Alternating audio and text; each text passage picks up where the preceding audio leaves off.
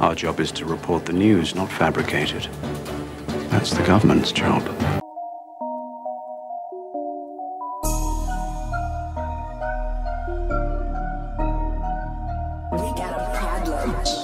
Now guys, you all know what's going on over in America. We literally have record voting numbers coming from people well over 200 years old, showing a will to vote that anyone could be proud of. Yeah, we got a word for that kind of odd in English.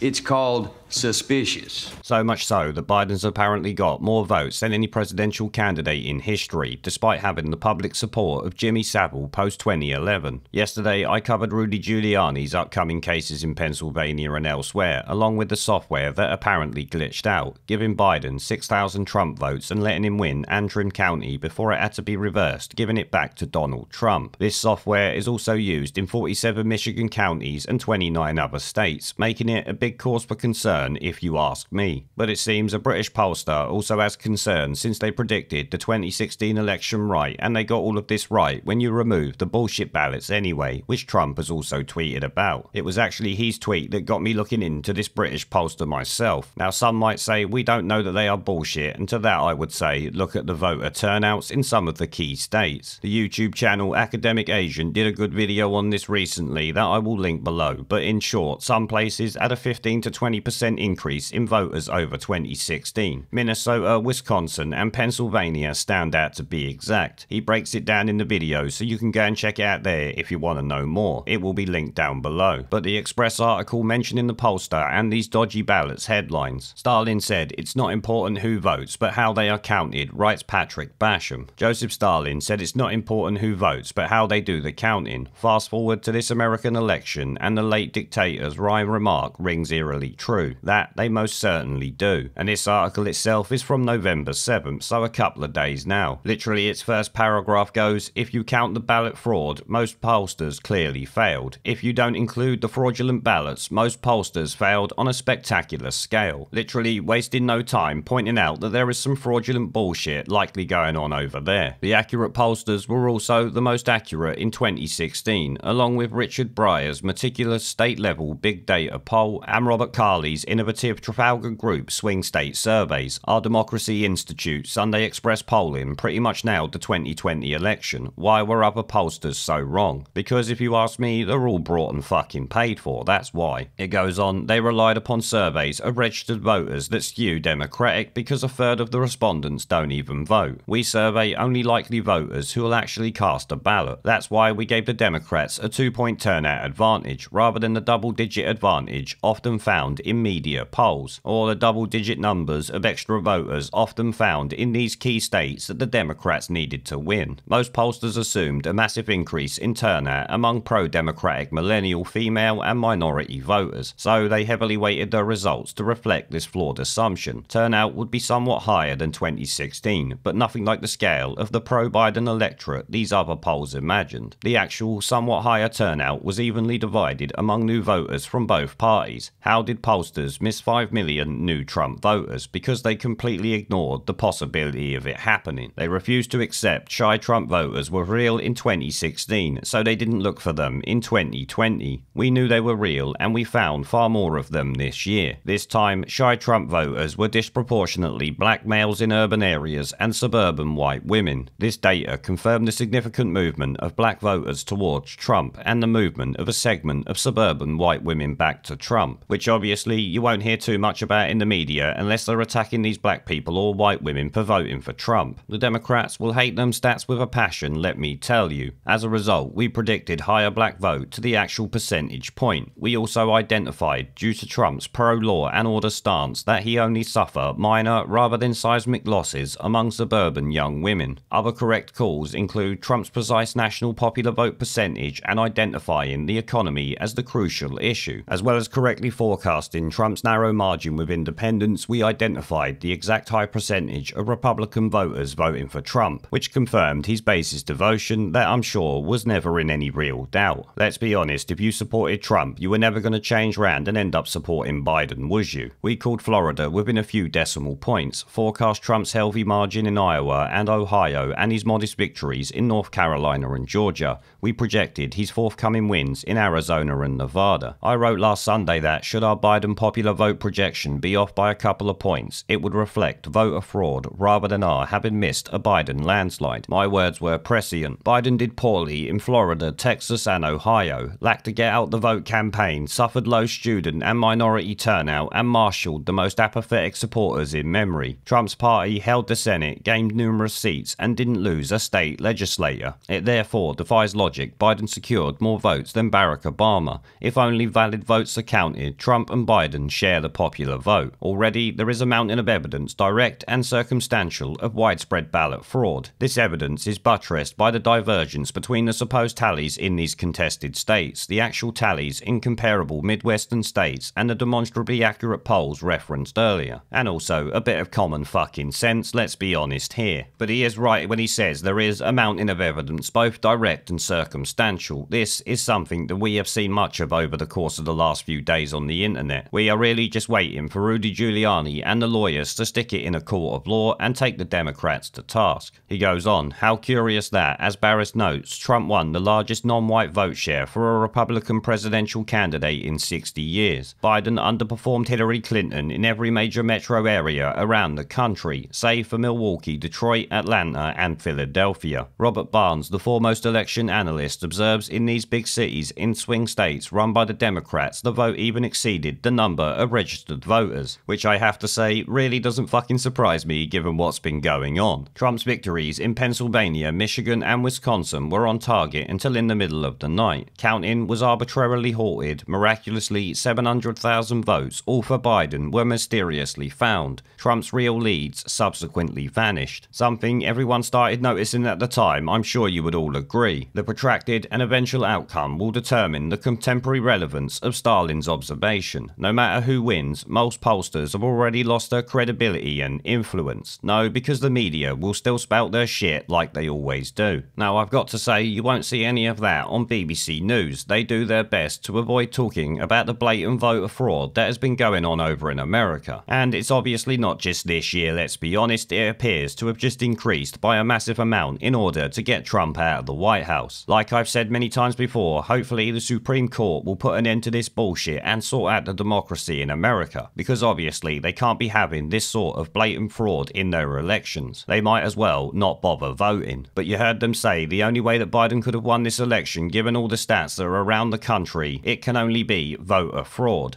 There is a pattern consistent throughout history of oppressed people turning on the oppressors, slaves against their owners, the peasantry against the feudal barons, colonies, Mr. Verhofstadt, against their empires, and that is why Britain is leaving.